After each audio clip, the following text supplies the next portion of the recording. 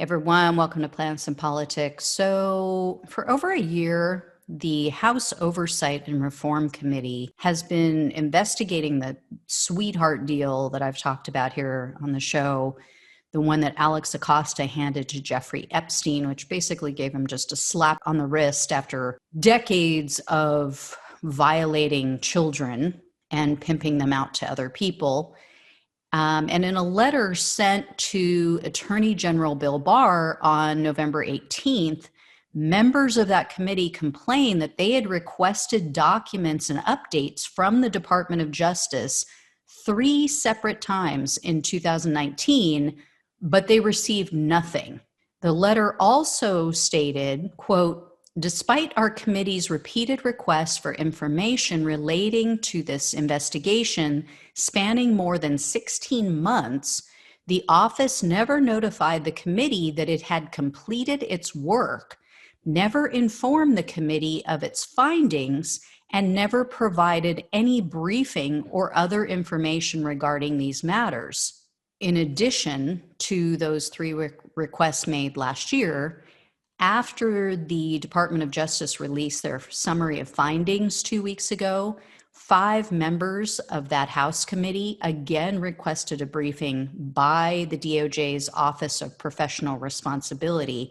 That's the internal group that reviewed all of this case and came to that ridiculous conclusion about Alex Acosta doing nothing wrong, essentially. So why are they being ignored? What is it that the Justice Department is trying to hide?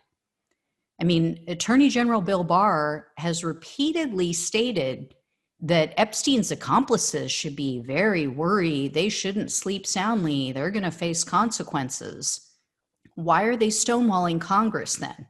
Congress is trying to get to the bottom as well of what Acosta did in giving him that non-prosecution agreement. And there's really only 2 explanations that make sense. The first would be that the DOJ knows that members of Congress or people with ties to members of Congress have been involved in Epstein's child sex trafficking ring, and they don't want to tip them off to what's being investigated. The other, more plausible explanation is that they're protecting people who took part in Epstein's sex trafficking and pedophilia.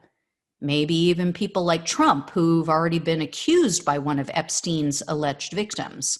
Now, I say that the second option is more likely because it was kind of a blatant cover-up, that recent report that they put out. I mean, they exonerated Acosta of all wrongdoing.